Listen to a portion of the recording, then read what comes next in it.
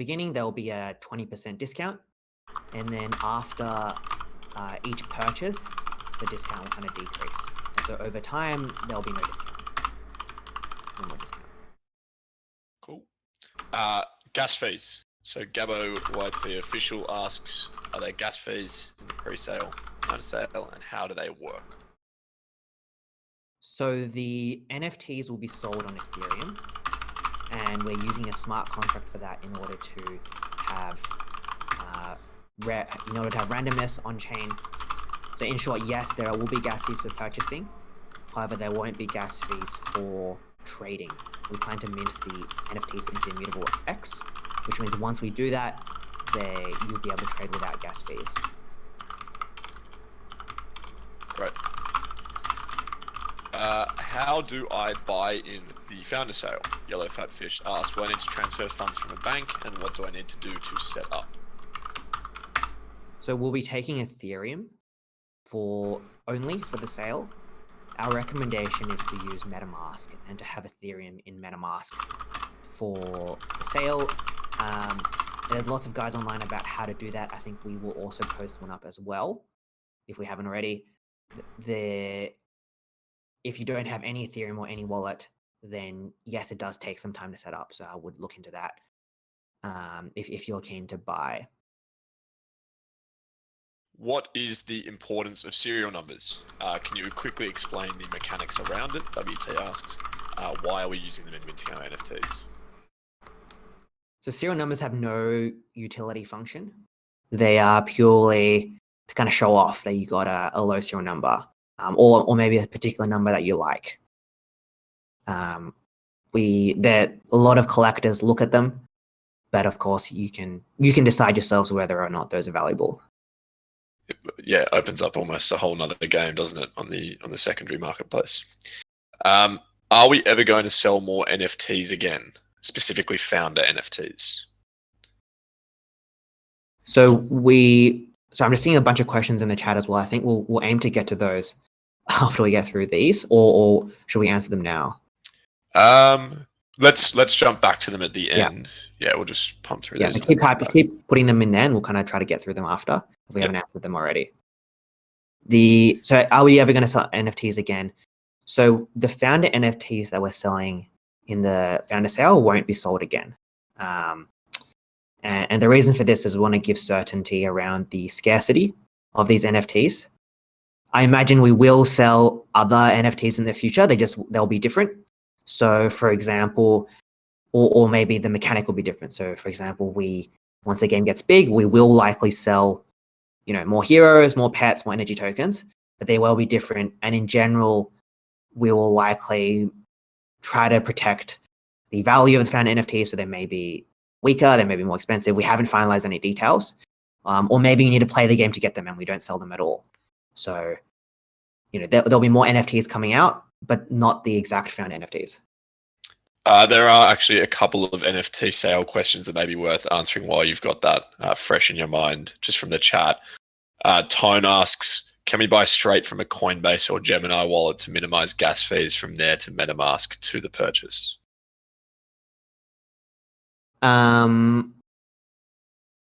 It's a good question. I don't think so for Coinbase or Gemini, unless it can read off a browser. I've never tried it actually, but I would recommend MetaMask just to be safe. Cool. I know Coinbase have a mobile wallet browser that you can use, but in general, NFTs work better when you're buying on your PC as opposed to mobile. P. Dotty asks, will collectibles be able to be directly traded from within the mobile app via connecting MetaMask, or will you have to do trading solely through the Immutable X platform? So before the game's launched, the collectibles will be tradable through website, the Immutable platform, or potentially partner websites who list the NFTs. Once the game is out, the trading will likely also happen outside the platform, at least at the very beginning. So similar to how Amazon might do it, where they don't let you buy stuff on their app, they actually just let you add stuff to the wish list or not do the trading. In the future, we'll look to integrate it, but that requires kind of more close collaboration with our friends at Apple. Cool. WT says, can you buy multiples of one thing at one time in the founder sale? Yeah, so you can create it uses kind of a shopping cart system, so you can add different types of NFTs and different quantities of them to your shopping cart, and then check out all at once. And I think we've done a lot of things in the smart contract to try to minimize the gas fees, so that if you're buying multiple at once, it should be the same gas fee effectively than buying like just a single asset. Awesome. Okay, I'll just jump back into the originals. Good questions, guys. We're up to more than 100 people in the chat as well, which is pretty exciting.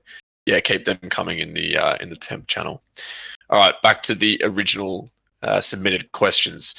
We were up to, for those who have already linked their wallets and have no referrals, will they get any discount? And I assume that's in reference to the article that we spoke about this morning with the new referral give 5%, get 5% program. Yep. So the linking of wallet the answer is yes. As long as you share your reward code and someone buys using that code, then you can get the referral bonus for what they spend, and then they can get the discount. Cool. Will there be a limit in purchase? I mean, a limit for a fixed quantity of heroes and pets. That comes back to, I guess, the caps question that we discussed earlier.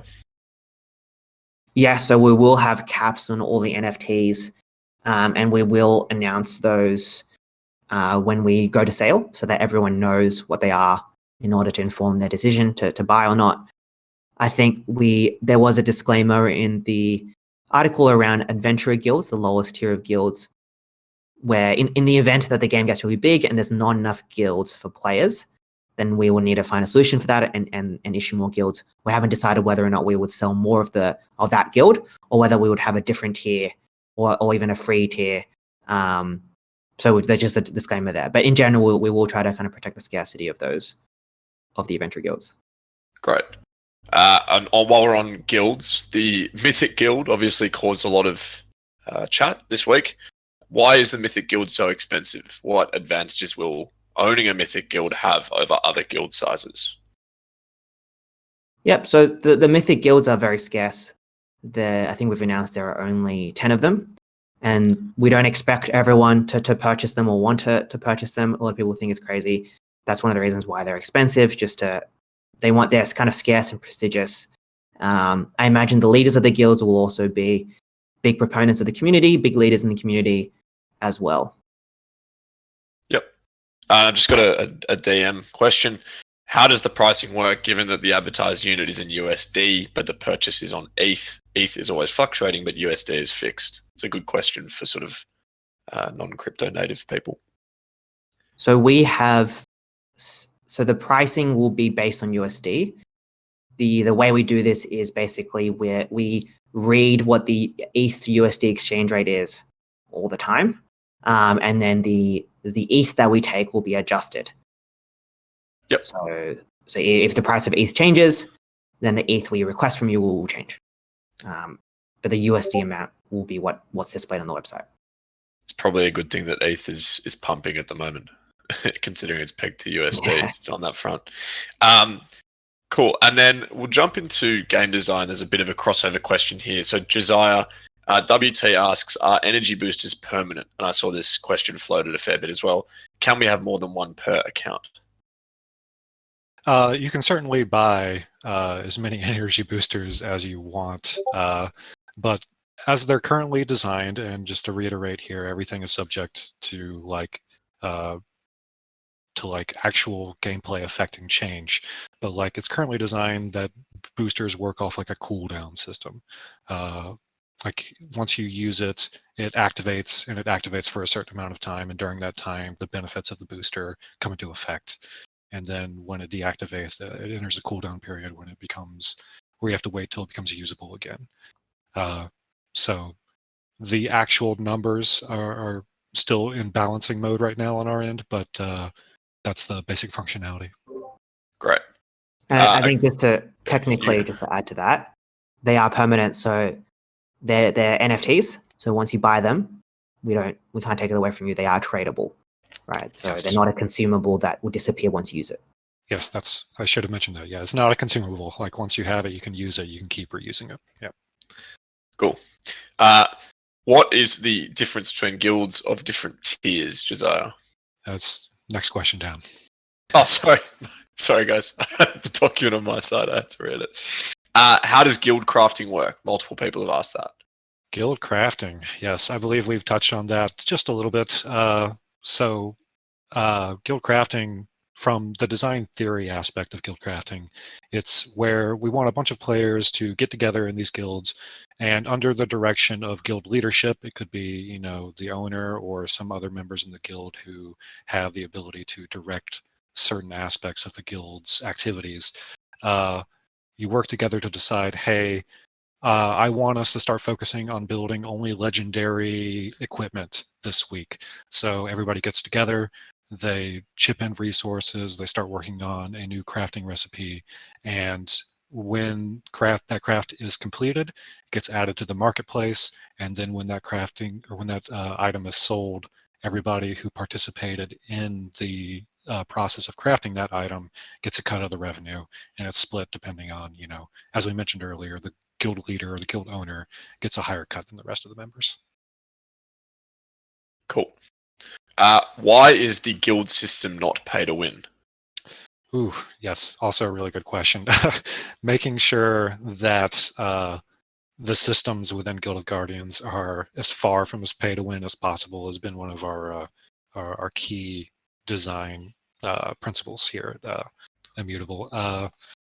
So guilds on a surface level, when you see something that's like, oh man, that's 100K, how, like, right off the bat, they just kind of, you do get the impression, like, what are they doing to make sure that the people who are big spenders, the rich folk out there, aren't just going to breeze through and take the top spots on the leaderboard? We want to reinforce the idea that guilds do not directly impact individual progression of like heroes or core campaign progress or anything like that. Guilds themselves are meant solely, not solely, but primarily to impact or potentially affect your personal earnings in the game. So you join guilds, depending on the guild you join, the members within the guild, how the guild owner has structured the guild. It could be a large guild that focuses on crafting a very small set of objects, a whole bunch of commons that they know are needed for crafting higher tier recipes. So like you're cranking out a lot of crafting things often, but you're not making a lot of money. Or you could join a small guild which focuses on crafting only high tier items. Like the focus of guilds is meant to be earnings based rather than getting ahead progression wise. Cool. What is the difference in hero tiers? Heroes. So yes, there's different rarity tiers for heroes. You got common, rare, epic, and legendary. Each hero has their own rarity that they're assigned. There's not multiple rarity types for each hero. Like you won't see, for example, a common Leah, a rare Leah, epic Leah. There's only going to be legendary Leah. So rarity tiers themselves, like the core mechanic behind rarity tiers is that the base stats are affected. So like on average, you would expect to see a common be 10% lower in stats from a rare, 10% lower stats from rare to epic, and like they just get better as a base stat at level 1 across the board for heroes. But it's important to mention that even though heroes can have different stats depending on their rarity types, like each hero is being designed to have utility for very specific strategies. Like some heroes are meant to fit in certain roles better than other heroes: tank roles, DPS roles, healing roles, support roles. We want to make sure that each hero has their own unique abilities, that these abilities and stats complement specific play styles, and when they work together can interact with the hero synergy system to unlock even more cool ways to play with them. Great. Derek, throwing back to you. How are we going to ensure that NFTs are balanced in game?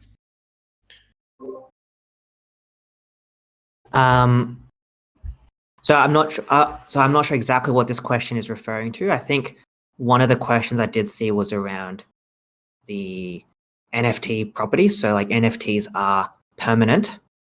So if we need to change features, how is that going to happen? Or are the stats of the heroes once they're released, are they never going to change? Right. I think the answer to that question is that there are certain properties of the NFTs that won't change. And these are ones that we know we're never going to need to balance. So for example, we don't expect the rarity of a hero to change once it's a legendary. We won't change it to an epic or rare. However, there are some properties of heroes that will need to change over time, and we may just track it in kind of in our back end. So for example, the level of heroes, your hero is going to level over time. It doesn't make sense for us to put level of hero as a property of the blockchain. So that's something, for example, that would be off chain, but it would still match one-to-one with the specific NFT you have. I imagine there will also be balancing periods for NFTs. So either where these NFTs get balanced on testnet or even live, but we'll keep people notified if those are happening in terms of kind of their stats and their abilities and how those scale and so on. Great. What Gray asks, Josiah, what are the type advantages? Do factions play a role in type advantage? Yeah, so I think we talked about this in our combat Medium blog, where we talked about how, like of the elements that we have, like fire, earth, water, light, and dark, there are like damage boosts that certain elements provide against other elements. In regards specifically to factions, there is not a very one-to-one comparison there. Like the Horde faction doesn't get a 30% damage boost versus Empire, who doesn't get a 30% decay. There's no weapon triangle Fire Emblem reference there for factions specifically, but factions do come into play with the squad synergy system. So I think like if you could do a team of all Horde, or 2 Horde, 2 Glade, 2 Horde, 2 Empire, and you could use that to have some gameplay combat advantages, but nothing one-to-one to elements from factions. Cool.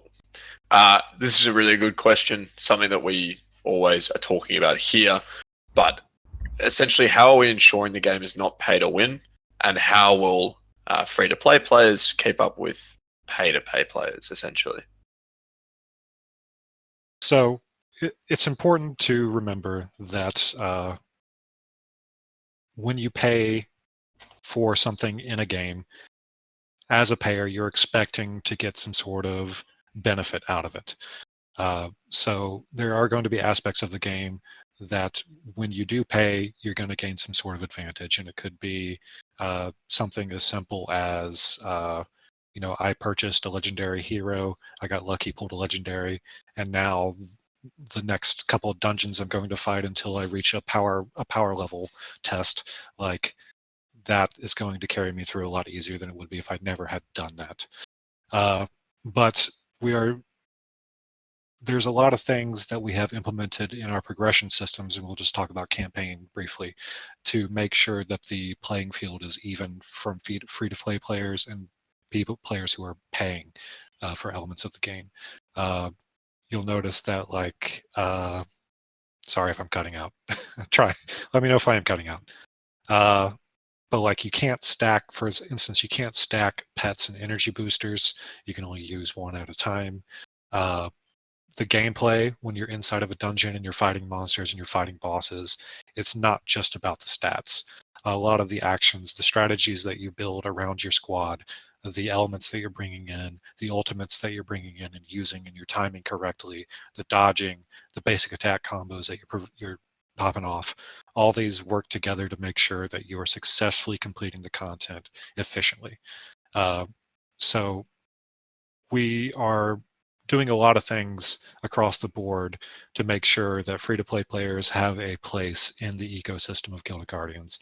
And it's not just in gameplay, it could be in guilds as well. We know that when maybe you join a guild and you realize, I'm level 1, but everybody in this guild is already level 99. What could I possibly contribute to this guild?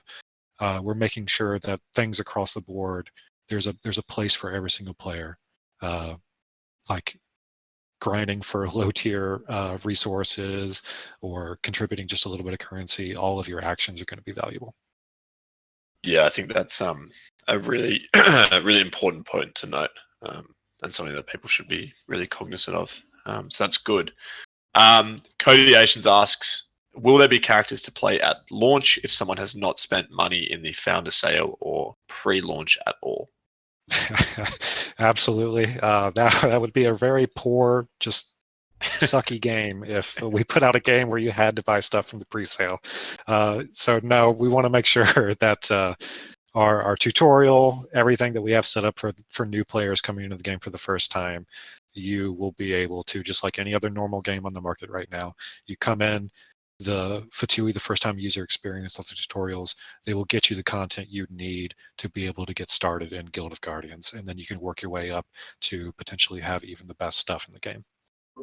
Yeah, can I add something here as well, which is that we've actually designed the content of the game where some of the content is bought. So for example, in the founder sale, but some of the content can never be bought and it can only be earned by players. So I think items is a great example of this, where we don't plan to sell items. And in order to create blockchain items, only players can actually do that. And so there's this whole kind of player-driven economy around items.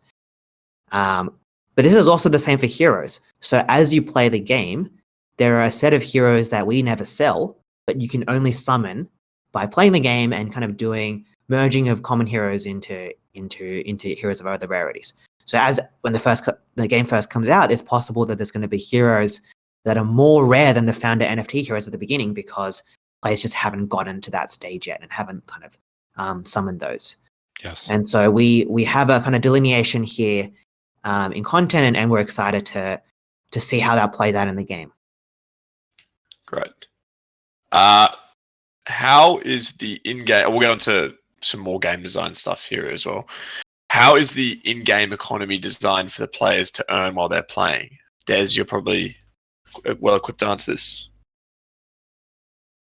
Yep. So there are a few ways to play to earn or play and earn, because we want the play to be fun by itself as well. So the first is gems. So we plan to distribute gems to players who play the game, and they'll get these for free. And these are this is the tradable in-game currency. The second is through crafting. And so playing the game, clearing dungeons allows you to get crafting materials, which you can then contribute to your guild to make items and sell for money, basically. So you'll be able to earn through that. The third method is through heroes. So playing the game allows you to also kind of earn summoning shards and summon heroes in the game, which you can then merge to heroes of a higher rarity, and sell as well. So you'll also be able to earn through this. There are other things we're exploring which we haven't finalized the details of. So for example, things like seasonal rewards or leaderboard rewards. There are also ways to earn outside of the game as well, as we started to do, where there's community rewards for participating in the community, or potentially referral rewards or other things like that as well. Cool. Josiah, so that last question was from Fries. Thank you for that. Sartor asks, Josiah, how many heroes are necessary to play Guild of Guardians? One. Like kind of as kind of stated in the do you need to buy heroes question, we're going to be building the campaign to take the player through all the mechanics needed to learn how to get to the end game content, and part of that is going to be building your squad, earning heroes, and equipping them out with the best stuff that you can find. So there will be a stretch of the game where you only need to have one hero to play through it, but you're eventually going to hit some gates, like perhaps maybe even the boss of dungeon number 10 or whatever. If you try to run it, if you try to beat him with one hero, probably not going to work out so well for you. So you're eventually going to want multiple teams of heroes and or squads of heroes, and each squad is a max of 4 heroes, because you'll want to construct strategies like this is my all fire hero squad, or this is my squad that has a hero synergy that does 30% extra damage and also has a health regen tag next to it or something like that. You want to create multiple squads to handle different situations, but you don't have to worry about not having enough heroes. The game will make sure that you have heroes. Great. Yeah, and as I said it before, you'll get heroes for playing the game. So Yeah. even if you start with one, you'll end up collecting more, but you probably just end up playing with whatever you get at first until you manage to get the heroes that you want. Yep. Cool. WT, he asks, can pets be merged?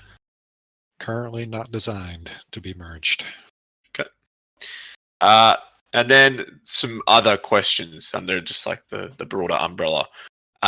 Des, how do I claim NFTs in the pre-rego rewards? Satoshi Ripper asks, have they been given out yet? We haven't given out the NFTs yet for the pre-rego rewards. This was where you were referring friends to the game way around a month or two ago. We have almost finalized the list, and we'll kind of be sending an email to those people who got rewards about next steps there. We do need to figure out the exact process for distribution, but we do want to get that to people. Great. Nine Streams asks, do you plan to provide liquidity pools for the gems? We do, because we do want to support the clear liquidity of these gems. The timeline is TBC. We imagine that, like, ideally after we give away gems in the NFT sale, we would then after that set up a liquidity pool so people can trade them to other players if they want to. Yeah, and on that, there are a couple of questions that people were asking around gems, community milestones, referrals. I would ask you guys to head to the announcements channel and have a look at the articles that I chucked up there this morning. That should give you some more context as well. Great. So I'll go into the temp channel and just drop some questions that the community's been asking, and we'll go from there. So Gray has asked, for referrers who signed up early and linked their wallet without being referred, is there any way for them to get 5% off as well? If not, are we allowed to create a random ETH wallet to refer ourselves? I think we already answered this one, which was yes, you can. Great.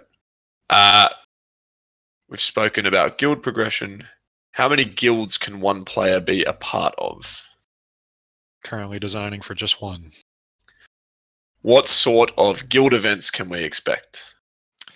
This is a good question. I think you could probably expect to see a lot of the stuff like specific dungeons being offered with unique modifiers or something like that. Like, hey, this dungeon has a timer on it that you need to beat it in 90 seconds or less.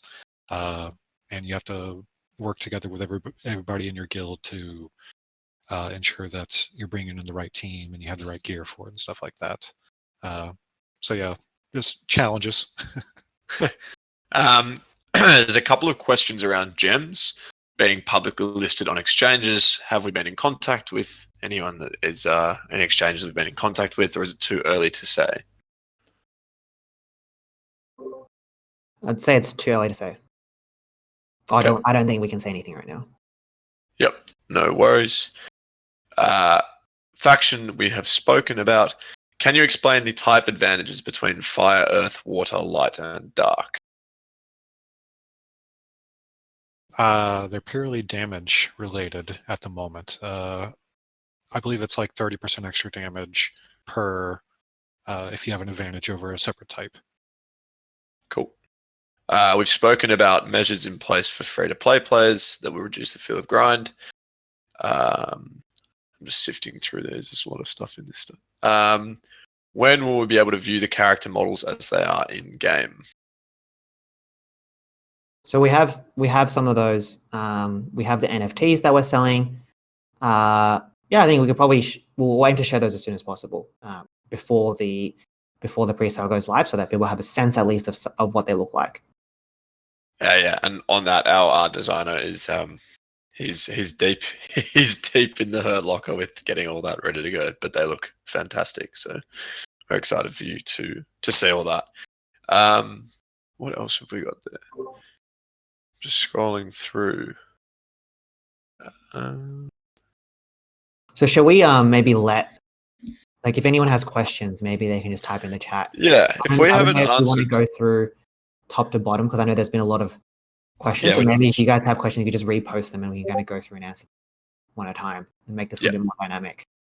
Yeah, that sounds like a play. Yeah, if there's anything that you guys haven't felt like we've answered sufficiently for you, feel free to just go and put them in the chat now.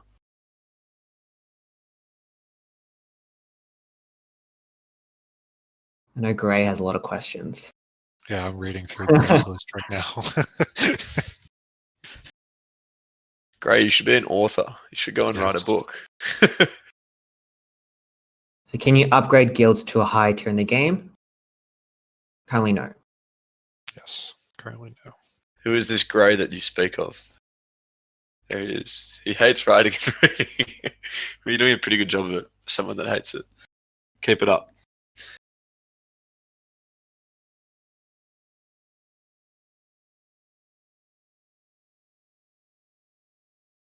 Still think it's nuts that we're getting towards 10,000 Discord members.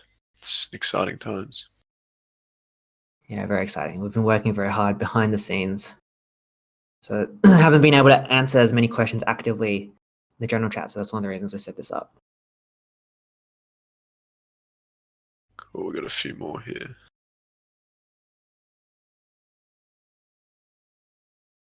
No worries, WT. Anything we can do to help.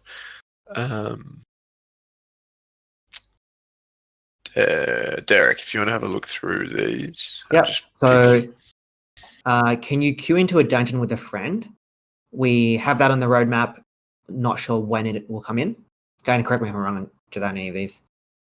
It's only that legendaries can be worked up towards common here emerging. Will these be newly minted legendaries, or can only a certain number of legendaries exist at a given time? So when the game is released, the legendaries that can be summoned won't be the same as the found NFTs. I imagine what will happen is we'll have a period of time where the legendaries can be created, and then until we kind of release a new set of legendaries. And so over time, some of them will never be able to be made ever again. Unfortunately, I don't have the exact details there, but that's kind of what we're thinking right now. If legendaries are newly minted, are there ways to limit the supply via legendary resource dump? I don't quite understand that question, sorry. I have to rephrase it. Will this game have its own desktop client? No. So we're not looking to support emulators specifically, but we imagine the game will work on emulators. How will in-game usernames work? Unique identifier. So we imagine there'll be kind of your usual username in a game. We do want to make this as accessible as possible to players, and each of your accounts will be linked to kind of a wallet as well, so we can do NFT things, which will be unique. What items will not be available during the founder sale? So pets will be available. Things that not be available, I guess things we haven't announced. Yeah, and everything not there. Yeah. So will the game's graphics change to be more similar to Alone, or will it preserve the low poly look? So the game's graphics will be low poly. They will be upgraded from the previous game. So they won't be like the cinematic trailer, unfortunately. You have to look at Alone. But they will be different to the original game. Are power boosters unique in the founder sale? If not, how they're earned during the game. So as a principle, we want to make sure that the founder NFTs can't be like scarce, right? So you can't get them again. So you won't be able to earn identical boosters in the game. In the future, we may release different types of boosters. Again, we haven't decided on this, but we won't release the same ones, even for just earning. What max squad size for solo queue and of squad size if in co-op? So look at 4 for the dungeons. four per squad. We're looking at a feature called guild raids. Just I don't know what we want to share at this stage on that. I think you mentioning it here is the first time it's been mentioned. Yeah. But yes, we're looking at guild raids, larger, more cooperative gameplay modes is definitely something we're digging into, and we'll have more to share about that later. Yeah. What will happen once your heroes are defeated on the blockchain? Sorry, on a dungeon. So you keep the heroes. They won't disappear. I guess, and I guess you just won't get the rewards. So you would have wasted some time and some energy, unfortunately.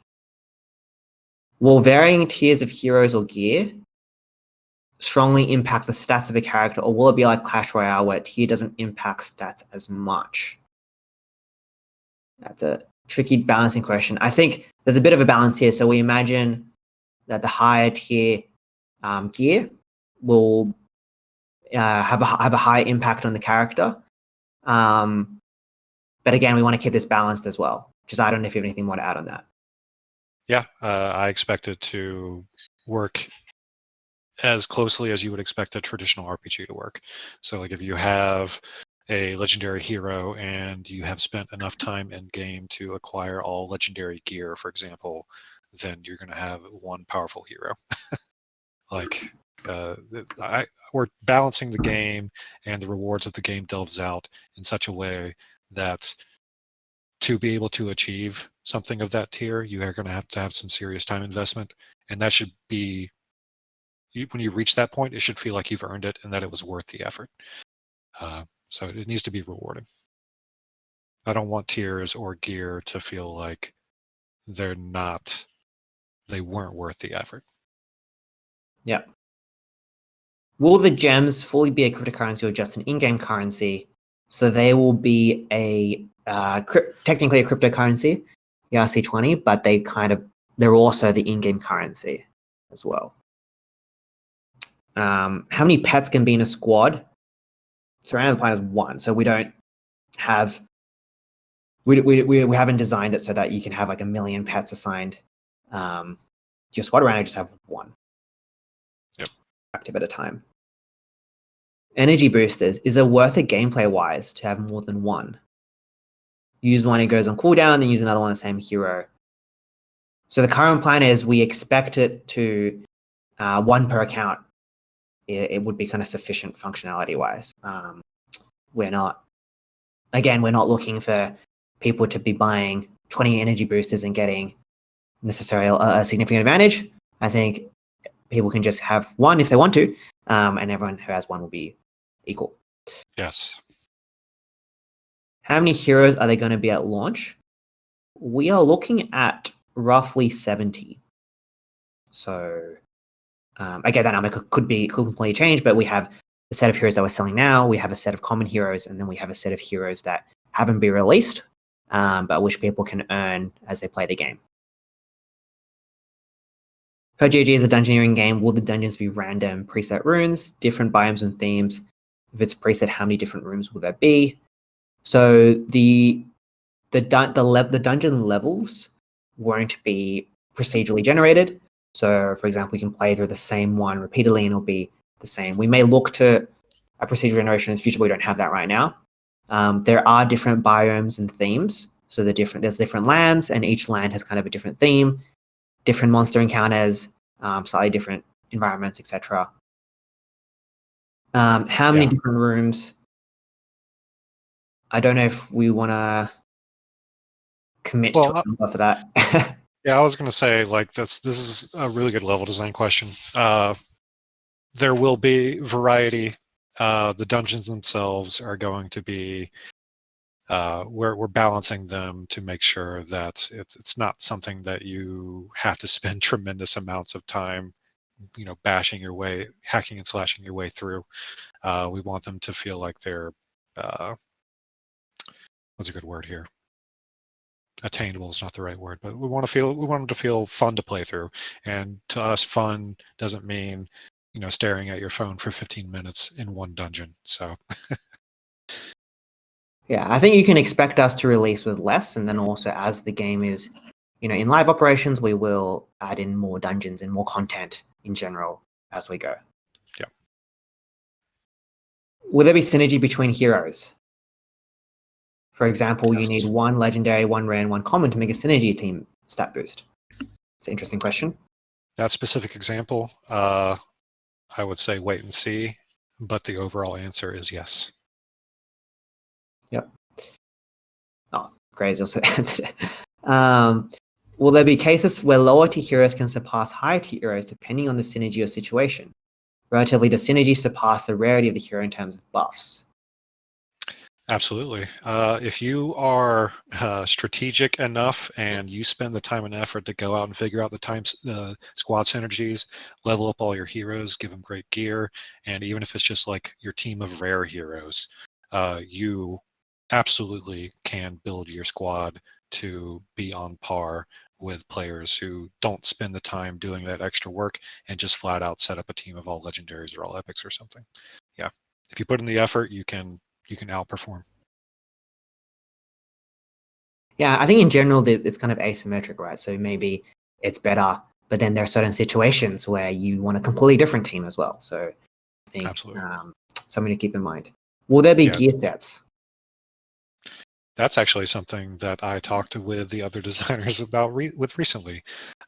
There's going to be hundreds of pieces of equipment in the game, and gear sets is on the table as something we are thinking about. Cool. Will you earn less gems if you don't actively use them and hold on to them? So once we give gems to someone, we can't take it away. In terms of the earning, for people who have read the tokenomics, the plan is there will be a fixed number of gems that go to players. And we will decide how to distribute this based on different game activity. Now, it might be based on like logins, it might be based on like your progression, might be based on various things. And we'll figure out kind of the right balance there. But effectively, the more active you are in the game, the more gems you will earn. If that answers your question. In the founder sale, do we know what we get as soon as we buy and go along, or will we only know after the sales end? So we're selling hero summons and pet summons, and when you buy this, you don't know what specific hero or pet you're going to get until you open it. But you can open it straight away, as opposed to waiting for the entire founder sale to end before revealing what you've gotten. Price level list for the pre-sale. So we've published a couple of articles on this. Someone could link it. That'll be useful. What part of the game is free to play? Almost all of it. Yeah. Like I believe that you can download the game, start playing, get your common heroes, start merging your way up to higher tier heroes, join a guild, profit off the guild's activities, work your way through the solo campaign. Yeah, there's no limits. No progression blockers anyway, I should say. Yeah. I think the main thing here is that the only thing which like gems in the game are used to do premium actions. And so that would include creating a blockchain asset. And we do this in order to mitigate some of the effects of botting. So when players play the game, they're getting gems for free, and they can also choose to do whatever they want with them. One of the choices might be to merge a hero, to create kind of a hero on the blockchain, which they can then sell. Yep. Is there a free hero / pack once you create an account? There will be common heroes that you can use, which aren't on the blockchain but can be merged to become a hero on the blockchain. We're going to need to give players a way to play for free. And so we imagine you'll start with at least one. We haven't decided on the exact tutorial and how many introductory heroes you get. Yep. So it will not be a hack and slash style like Diablo. I would love it to be like that, but Diablo is on a platform that allows for a lot more complexity. This will be a simplified version of Diablo. Yeah. I think this is going to be a game where you can play on the go on mobile, which is what a lot of traditional kind of mobile gamers enjoy. So it's going to be familiar in the sense that it's isometric, kind of top down. You're running around a hero in a dungeon with different abilities, but it won't be as complex. Yes. Are you willing to sacrifice the value of items to preserve the enjoyment of the game, e.g. increase drop rates of items? Ideally, we are balancing so that we never have to do that. But as someone who has worked on live operations games before, that's a great thing to say before you release. But ultimately, at some point, we're going to have to balance, and we're going to have to push patches, and we're going to have to do updates. And keeping fun in mind and player feedback and checking the analytic events to make sure that players are hitting the milestones we want them to hit as regularly as we want them to hit them is going to be a huge part of that process. So at some point in the future, we will have to make big decisions. I'm not saying necessarily that your example is one that will actually happen, but we'll have to talk about stuff like that constantly.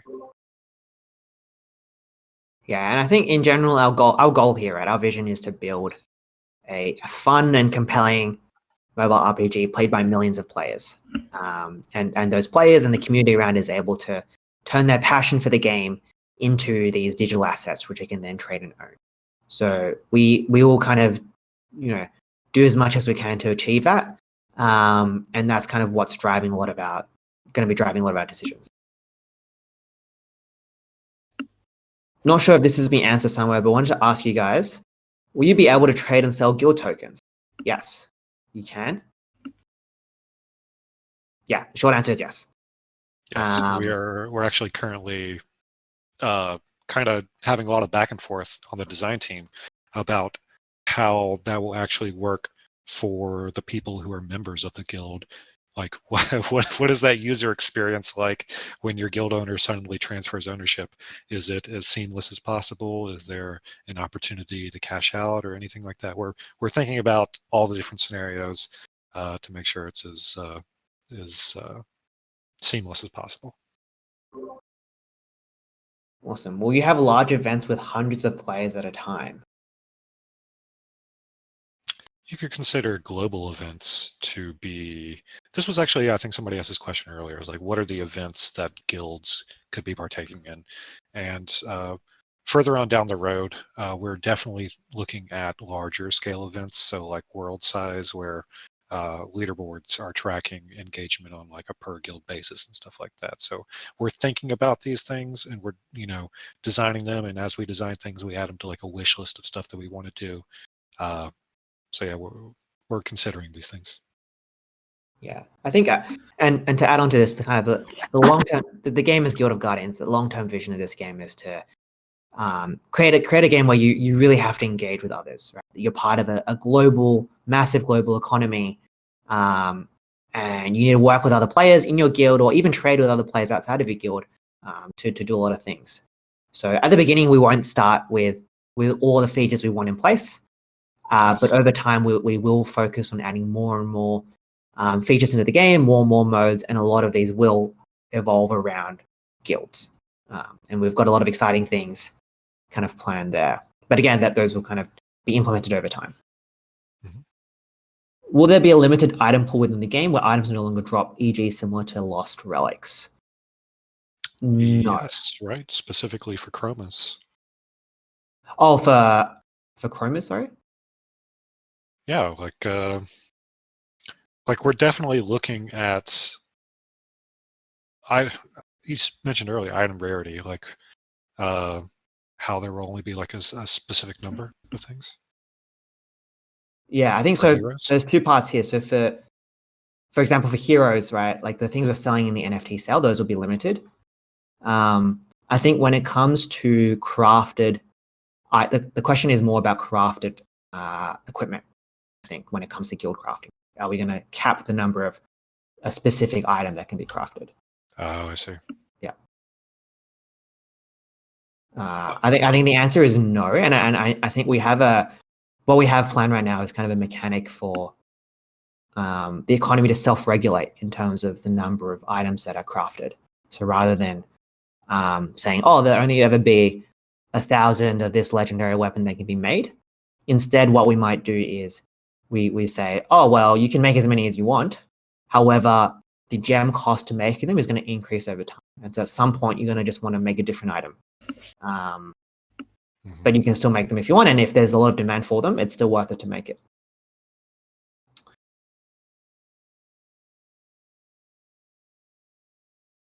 Just scrolling down a bit. Will there be a founder token support for the game for future giveaways? Not quite sure what this is referring to.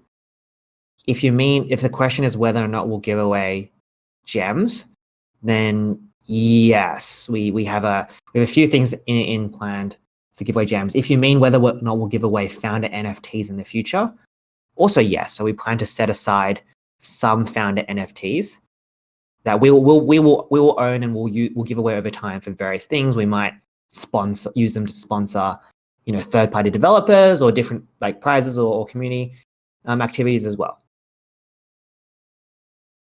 Will this be recorded? That's a question for Nick. Yes, I'm using a new piece of software, so hopefully it's all good.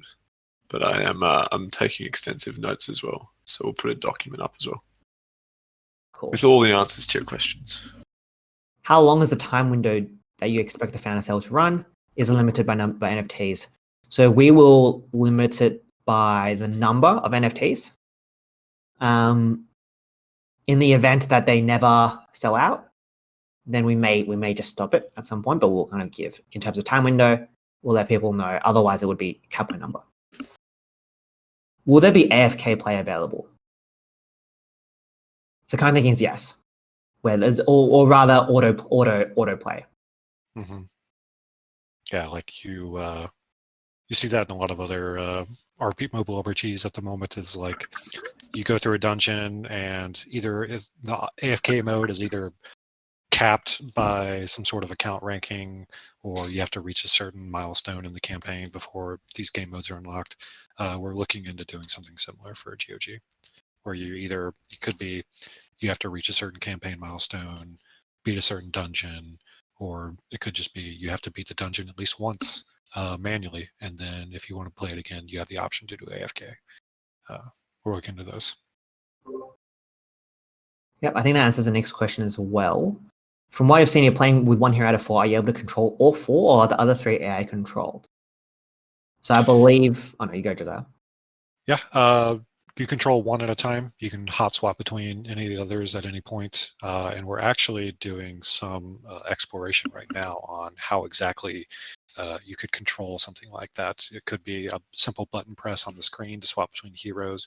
It could be tapping on the hero on screen as you see them running around. There could even be like we're exploring like a quick little radial menu where like you tap on a hero, and then if you swipe in a specific direction, a certain action is performed to reduce the number of taps required to, you have a team of 4 and you're playing as the tank and you want the healer to use the heal ability. You could tap 3 buttons in a row to get it to happen, or you could just like hold down on them on screen and then swipe a certain direction and they could use their ultimate. We're doing a whole bunch of exploration on that front.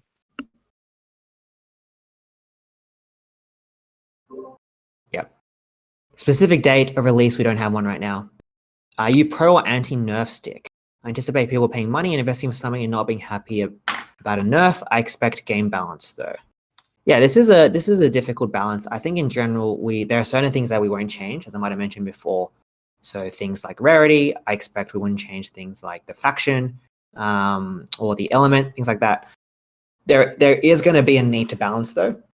So I think you can expect some level of balancing. And we'll try to be as good as possible around communicating that or operationally implementing that. So for example, when we're doing testing, we may first do testing on a test net where you can get all the assets, but they're not worth anything yet. And we can figure out the right balancing. Or there might be a period where I go, okay, well, over these next 90 days, we're going to most likely change the stats to these heroes. So just watch out.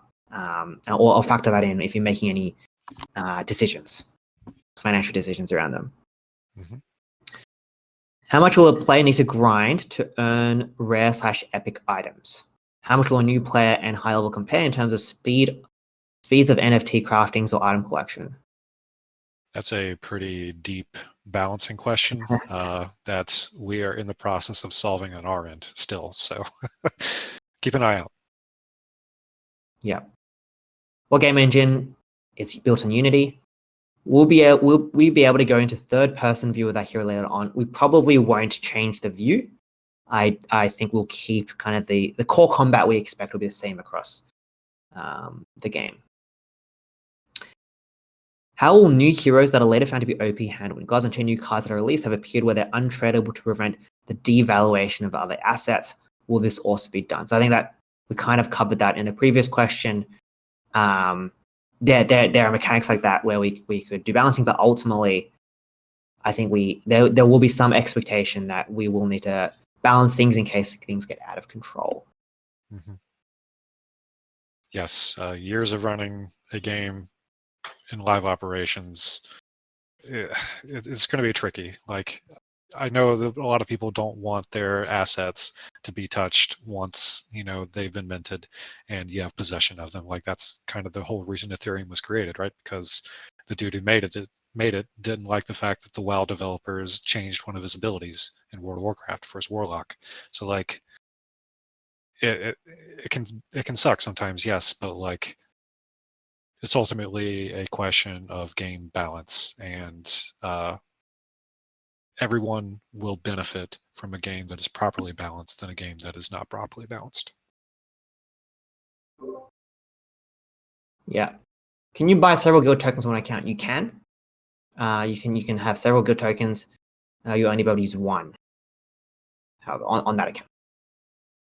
The wallet to buy founder sales will be MetaMask. That is our recommended wallet. What are other options available after crafting an item? If I'm interpreting that correctly, you're asking what are the ways to craft an item? Just I'm gonna take that. I think right now we only have the guild crafting. What are the options after crafting an item? Is this in reference to like what actions can you take with a NFT that you created? And that is like move it on the marketplace, put it on the marketplace up for sale, or use it? Maybe if Youngster can rephrase the question, help us understand it, that'll be useful. Thanks. How do you get early bird discount at pre-sale? Buy early, I suppose. The early bird will be based on how many of the NFTs that have been sold so far. So the earlier you buy, the bigger the discount.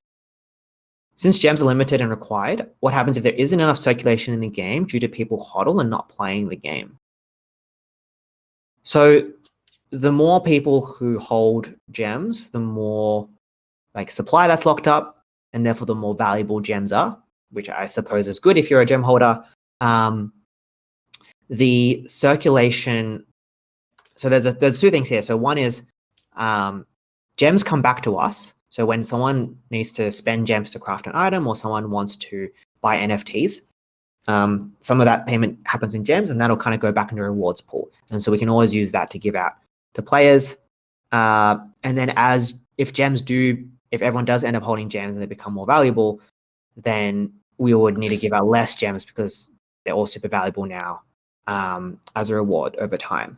So that's kind of how we will manage that. That answers the question.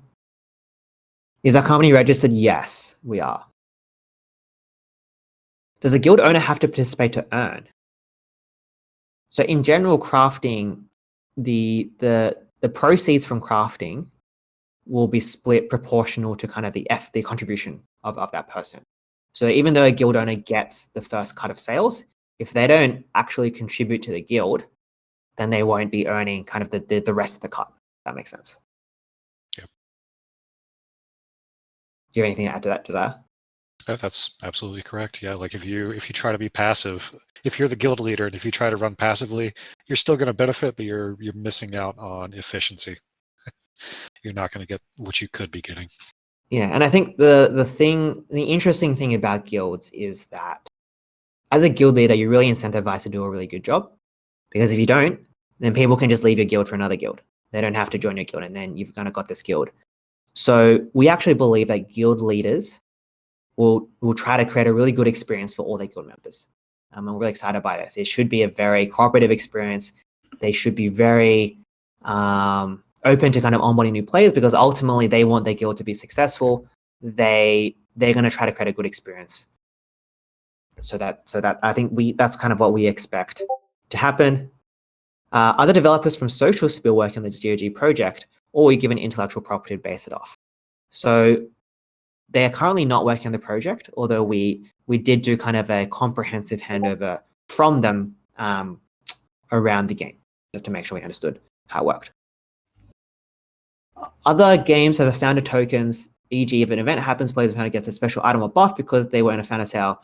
Oh, I see. Or the devs do a giveaway only for people that was in the founder sale. We currently don't have anything planned for participants for our founder token. I could see this happening in the future, but we don't have anything announced around this. I really like that idea, though, just so you know. Having tags or flair associated with your account or heroes or whatever. It's like, hey, I was a day one player or whatever. Like, that's just cool. Yeah. If a resource exploit is found or a bug is used, would we lose our accounts and the associated assets? So we would never be able to take away your assets from you, because that's part of the beauty of the blockchain. So no, I imagine we could like ban accounts, and we would want to ban botters and things like that. So potentially, yes, like we there is the ability to do that. But again, the assets you own would always be in your wallet. I've got to edit here. Sorry, what are the options for crafting? Can we store it, assign it to guild members, etc.? Oh, I see. So the question is like, once an item is crafted, can it be given to a guild member? Currently, the plan is no. We don't want kind of to create these strange or complex politics. So the current plan is actually that once an item is crafted, it'll automatically be sent to the market for sale. And then the process is automatically distributed to the members. And then guild members, if they want, they can use the proceeds that they get to then buy from the marketplace. Is the pre-sale done on layer 1 ETH or layer 2?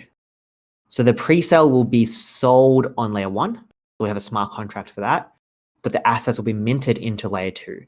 So there will be some delay between when you buy it and when you can trade it, because we need to work with Immutable X to mint it into layer 2, but we're doing that because we want everyone to be able to trade for free once they have it. Besides enemies and our friends, will we be able to interact with NPCs in the game? Currently, no. This is actually kind of like a tangential question about like, is there story in the game? I believe somebody actually asked that in one of our write-in questions, but there's no interactivity with any NPCs outside of the dungeons, and they are all enemies and bosses at the moment. So, no. Yep. So you mentioned NFTs in the founder sale unique. So are all the pets unique? And same with heroes. I'm paraphrasing here. Other heroes going to be unique. So as I mentioned before, yes, all the NFTs, pets and heroes, won't be available again after the founder sale.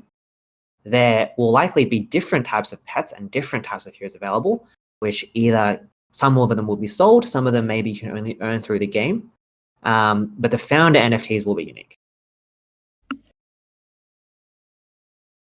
So the 5% discount counted for me for signing up through announcements, or do the people I refer to get 5%, I only get 5% of what they bought? So basically how it works is if you give someone your link and they share it and they use it to buy something, they will get a 5% discount from their purchase and you will get 5%. So effectively it originally cost $100, right? They're going to pay $95 for it, and then you also get $5. That's the example. Guildcraft items only go to market to be sold, or can we also solo craft an item for personal use? Currently only designing for guild crafting straight to marketplace. Are you against pay to win or loot box mechanics? Definitely not against loot box mechanics. Pay to win is, I think, kind of just a bad experience if you are playing something that has direct PvP components or mechanics, or any sort of system that would allow you to compare yourself against other players. Yeah, and so we're against I think pay to win mechanics in terms of it being the sole method of progression, or the preferred method of progression, I should say. Yeah, we're definitely not going to be pushing for one over the other. Yeah, I think the important thing here is that typically in these mobile games, it feels pay to win because someone has spent a lot of money, and then they're actually like they feel good because they've spent a lot of money, and then they're creating a bad experience for everyone else because they're beating them up in like PvP. And so one of the primary methods we have to avoid that from happening is that the game is very social co-op focused, very PvE focused. And so, for example, right now we don't have like a single player PvP mode that many other games do, because we believe that would be short lived. We want to create an experience where you're working together, as opposed to and not paying at the detriment of others. Follow-up question: who controls the market price? How does it work? So the market will set the market price. If you're talking about crafting in particular, plan would be the starting price for the crafted item would be calculated. So it would likely be like based on previous sales. It would be higher than the previous sales, and they'll kind of go down an auction over time, which ensures the proper price discovery of that item. Will you three be playing the game as well? Yes. Constantly.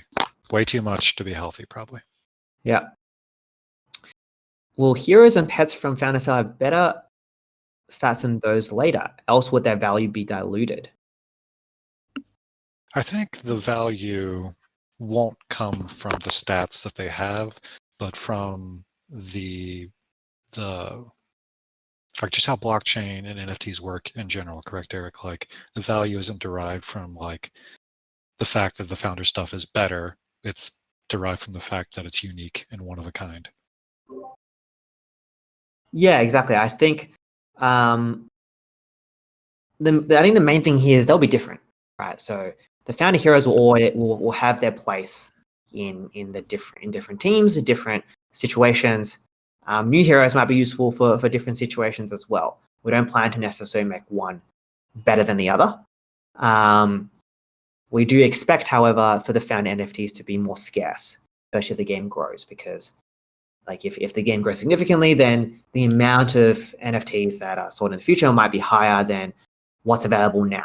And so, I mean, you guys can make your own decision on it, but the number of founder heroes will be limited if the game gets big.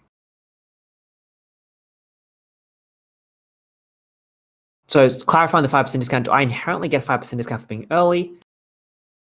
So there's two discounts here. So one is the early bird discount, and that you don't need to do anything for that. It just depends on when you buy, right?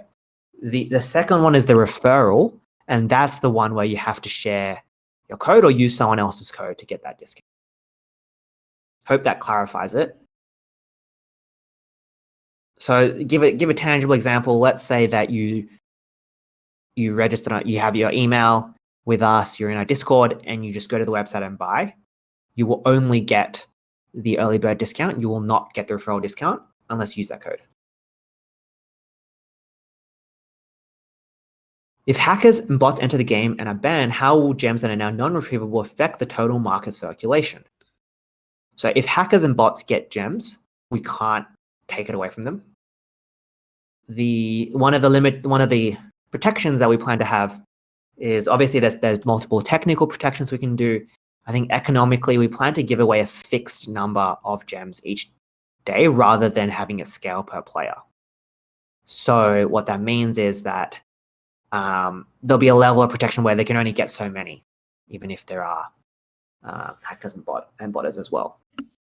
Yeah, and of build off that, like Derek mentioned earlier, like the smart distribution of gems, like not necessarily being like there will be extra protections in place of like we are tracking individuals' activities in the game so that like I feel like some bots, maybe not the super smart ones, should be fairly obvious through the analytics that we'll be tracking. And be like, oh, clearly all they do is grind this one level 30 seconds for 24 hours straight every day. Like, probably shouldn't be gifting them gems. Exactly. How many packs are going to be available for sale? Can I buy more than one? We haven't announced the exact numbers yet, but you will be able to buy more than one. Oh, awesome. We've caught up. Yeah, we caught up. Finally. Okay, never mind. Seems to be some confusion around the referral code. Should and can I use my own referral link to get 5% discount, or do I have to use someone else's so both of us get 5%?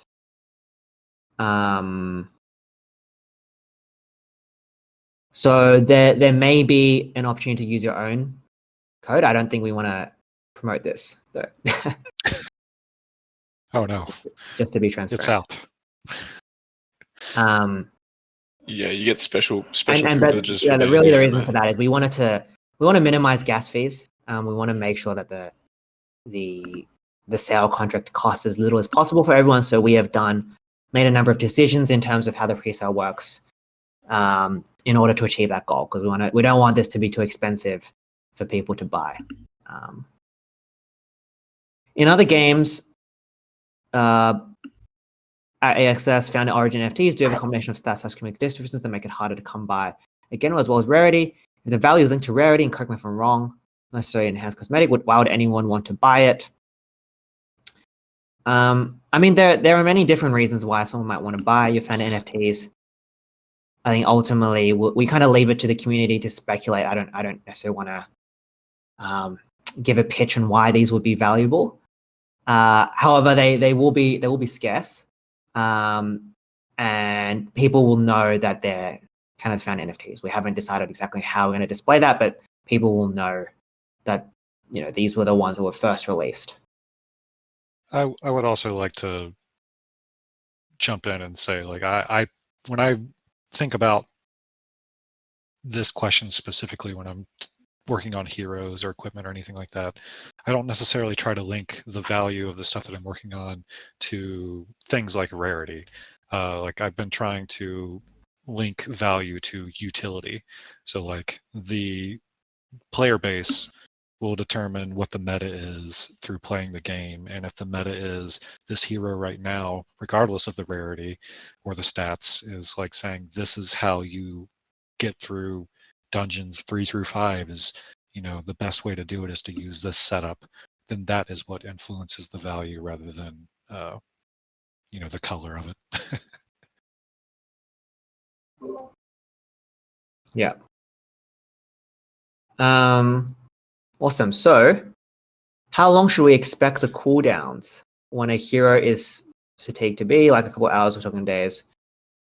So what can we share on the fatigue right now? Still in development. But I would say it should be working pretty seamlessly with the energy booster. So I would try to keep the cooldowns as synced as possible. I wouldn't want the energy booster to not be effective for combating fatigue if the fatigue lasted longer than the energy booster did, for example. Yeah, I think the underlying question is probably around like how good is the energy booster? Yeah, it's worth it. I think that again, this is like there's going to be a balance. I don't know what I want to share here. Like it's not like you won't be able to play the game if you don't get it, but you will get a benefit. The benefit will be capped because you can only have one energy booster per account, effectively. Yeah. Devices. So Mana Mania, it'll be playable on mobile, iPhone, iOS, and Android. Awesome. Glad you're liking the AMA. I mean, if you don't have an energy booster, will it be a really long cooldown? Hopefully we've answered that just then. Yep. But I imagine you'll be able to play the same heroes like every day. You don't have to. It's not going to be like some games where you have to wait 72 hours and you have to wait a week before you can use the hero. Yeah, I don't. That's a bad user experience, and I am all about a positive user experience. Yeah. I'm not going to jam in any unnecessary cooldown periods for simple core progression mechanics. Yeah.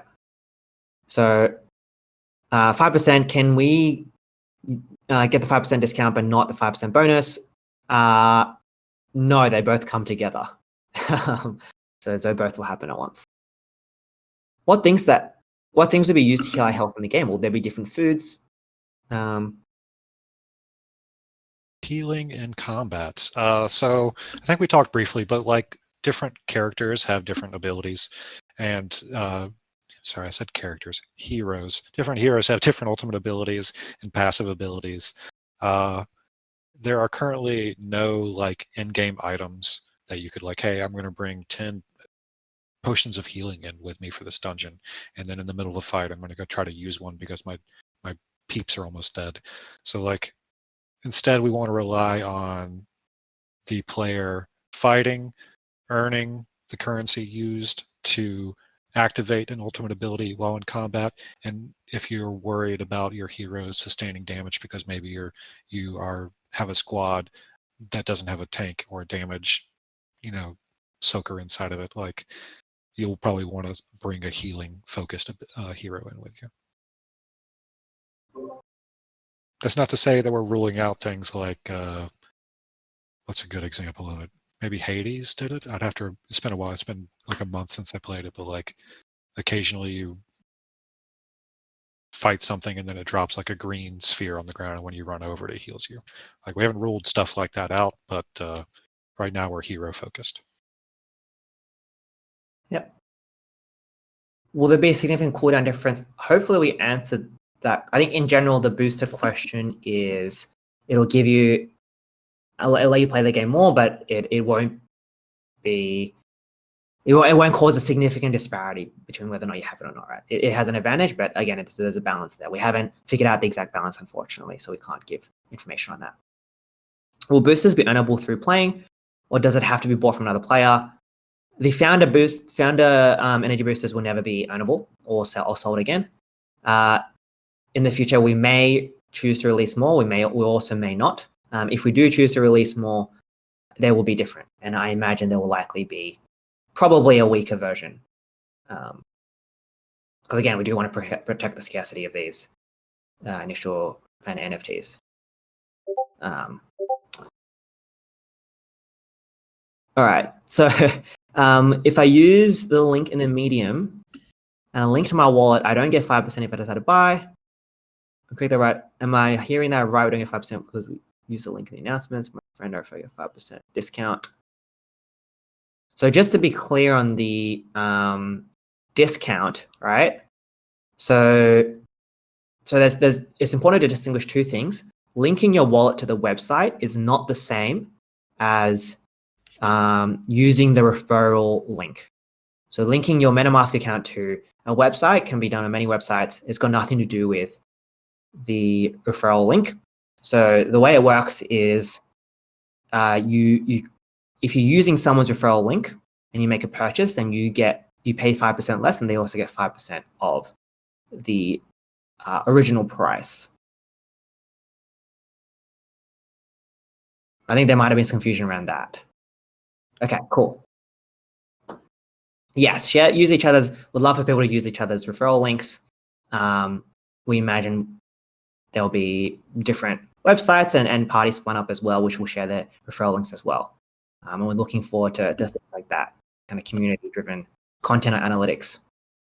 All right, so what's your favorite game of all time? I can't answer that, but I can list like 4. Morrowind by Bethesda, Legend of Legaia, an old PS1 JRPG, the Hearts of Iron series by Paradox. I'm a big Grand Strategy fan, and just about every Final Fantasy game ever made. Solid. My ones are really like RuneScape. Great game, including RuneScape Classic. Played a lot of League of Legends. Used to be Challenger, but I'm more washed up now. Don't be humble. So there's that. Yeah. I'm an Yeah, FPS guy. Overwatch is my favorite game of all time. Nice. Big Overwatch fan. I really liked Epic 7 as well, out of kind of the mobile ones. Yeah, mobile games. Actually, there's a game called Battle for Polytopia that's came out not too long ago, like a year, 2 years ago. It's very, very good. I would recommend everybody go pick it up. It's free, but they have like 99-cent packs, I think, for extra like races and stuff like that to play as. It's like a strategy game. Yeah. Decent. Sorry, just quickly, I'm just jumping in there. A stack of mates of mine at uni, we got back into Age of Empires, and that was probably the best, like, 10 to 12 month period of just not studying for anything and just playing Age of Empires for hours. It was good. So I'm with you on that as well. Cool. I think we might wrap it up around here. We've gone more over, but I'm glad we're able to answer everyone's questions. Yeah, that was fantastic. That was really good.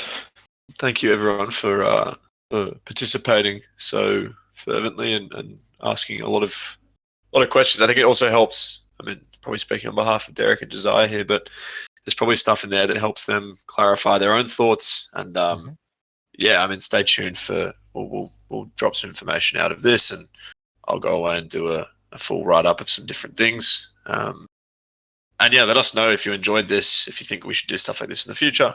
But yeah, I'll let Derek and Josiah wrap up. Yeah, absolutely. Like, this is part of the game making process, is getting iteration or getting feedback and iterating on it. Like, as Nick mentioned, like talking to people and hashing out your ideas. And half the time when you're talking with somebody and pitching them something and they ask you a question, like, you're like, oh, wow, I didn't think about that. Whoops. So it's good to do this. Yeah, absolutely. Let's definitely do this again sometime, and we'll hope to share. I think Gray already shared some notes, right? That's awesome. Awesome work, Gray.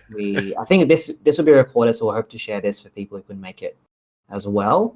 So keep an eye out for that. Yeah, it's gonna be our first podcast. We'll upload it. Yeah, 90 minutes. Nice. 90-minute podcast. It's going on the iTunes store. Awesome. Hopefully it works. All right, awesome. Thanks a lot, everyone. Awesome. We're gonna get back to it. It was great to chat with everyone. Good to see the engagement. Thanks a lot for the question. Yep. Awesome work, guys. Till next time. See ya. See you, everyone.